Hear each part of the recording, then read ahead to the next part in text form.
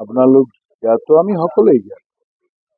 গণতান্ত্রিক প্রক্রিয়ায় আমাদের নির্বাচন মানে এক এক রাষ্ট্র গঠনের কারণে এক মহাযজ্ঞ। এই ক্ষেত্ৰত রাষ্ট্র নির্মাণের প্রথম পর্ব এটা। নির্বাচনের মাধ্যমে রাষ্ট্রের সুখ শান্তি, রাষ্ট্রের উন্নয়ন সব নির্ভর করে। এই ক্ষেত্রে আমি আজকের দিনে রাষ্ট্র নির্মাণের মহাযজ্ঞে অংশগ্রহণ করেছি, কাজেই আমার ভালো লাগছে।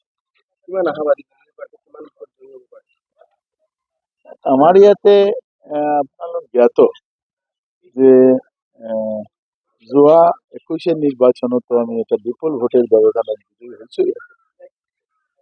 মই ভাবো যে এবাৰ মই যোৱা বছর যে ভোটৰ ব্যবধানত বিজয়ী হৈছো, ইয়াতকে বেশি ভোটৰ ব্যবধানত নিহাৰঞ্জন দাস আমাৰ বিধানসভাত প্ৰৱেশ কৰিব। জুবিন গাৰ্গৰ গীতসমূহৰ ওপৰত আধাৰিত গানে কি আনে নামৰ এটা সুন্দৰ অনুষ্ঠান আপোনালোকৰ ওচৰলৈ আহি আছে অতি শীঘ্ৰে।